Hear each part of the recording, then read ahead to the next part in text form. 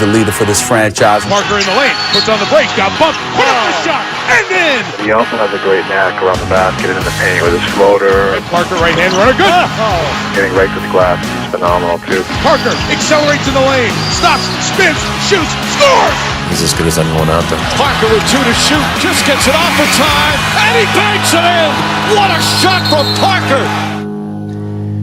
Now, earlier on SportsCenter, we showed you a flashback that included a miracle finish in a Game 6 that led to another victory in a Game 7 to cap an unlikely comeback en route to a championship.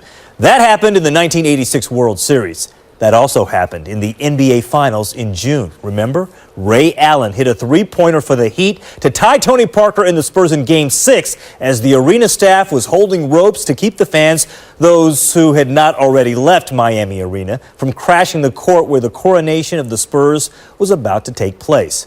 Parker talks about that series and what once had him in tears with Mark Schwartz in this SportsCenter conversation.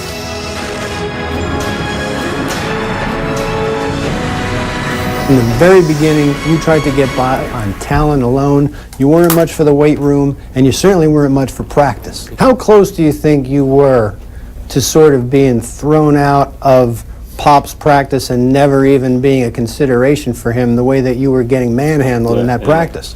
I never really thought about that. I just thought, Pop is pushing me. And when I was growing up in Europe, coach, they always scream and they always push you, and they always say the more they scream at you, the more they like you because they believe in you. So I felt like, okay, if he's pushing me like that, it's for my best interest and he wants me to be the best player possible. So I never thought he was going to kick me out or cut me or stuff like that. I never thought about that. Has Pop ever made you cry? Oh yeah. A couple of times, my rookie year, it was tough because he's a tough coach to play for. He's very demanding.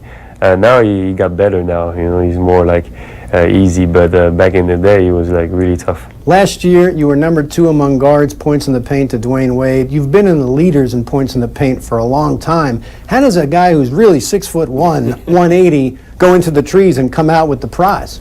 I don't know, I'm just fearless, I love going in the paint. I love challenging, the bigs, and for me that's one thing that I love to do. I love going inside and create for myself or create for my teammates. Where does that fearlessness come from? I don't know, it started very young. I've always been like that, wanted to go inside. When you think of Game 6 and those last 28 seconds when you blew a 5-point lead, what's the first thing that you think about? That I'm lucky I win 3 times already.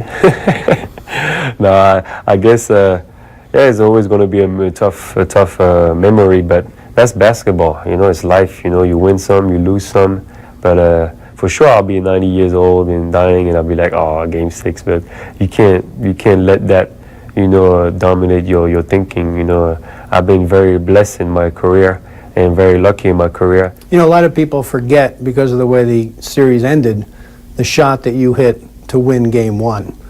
Can you take me through that shot again with LeBron James guarding you and the clock running down? That was maybe one of the best shots of my career. It was a crazy moment at the greatest stage, because the NBA Finals, that's the best you can have in basketball. When everything goes so fast in that moment, it's just instincts. Because I almost lost the ball like 15 times and finally got a shot up and it went in.